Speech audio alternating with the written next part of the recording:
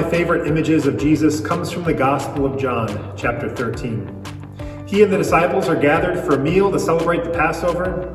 And in the middle of the meal, he gets up from the table, ties a towel around himself, and begins to wash his disciples' feet. Of course, they're shocked, and Peter even resists. This is something a servant would do, but not Jesus. But he continues, telling them that he's given them an example and commands them to love one another as he has loved them. These last 2 years, it's been hard to know how to care for one another. That's why a goal of ours for 2022 is to strengthen our congregational care. So take a listen, hear about the importance of caring for one another and the ways that it's making a difference. So congregational care to me is taking care of each other. Meals that we've cooked here in our beautiful kitchen and delivered to other people, that it just makes them feel good to receive a nice hot meal and a friendly face that delivers it to them. I had so many cookies at Christmas, I'm not going to knock that down. I've got my freezer half full of cookies. The congregation sees us over here working really hard every Sunday to provide glory to God, but what you don't see is just the caring, the silly text chains that go back and forth when someone's sick, and just the general feeling of belonging. I have a very number of people that I think is probably worse off than I am and still greet me.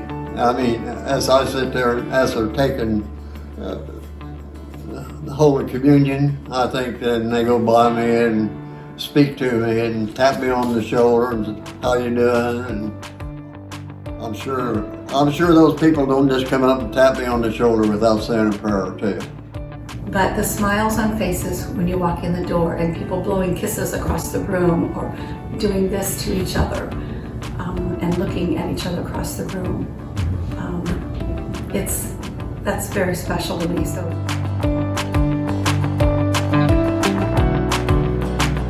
The concern that I had for the people that they and I had never really communicated. I never really said hi and bye, and that's about it.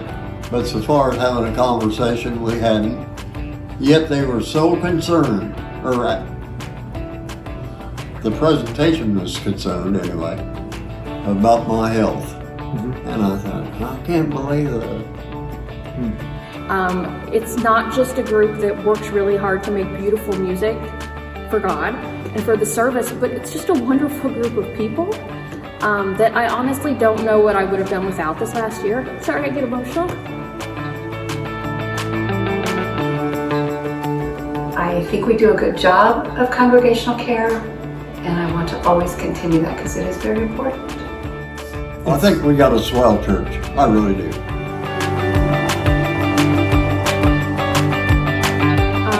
In the community of faith or small groups, there's so many ways now we have to be back together, and we need to embrace that while we can.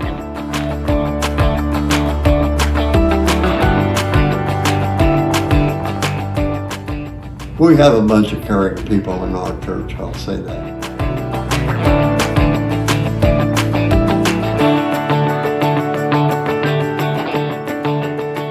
It is my faith family. It is my family.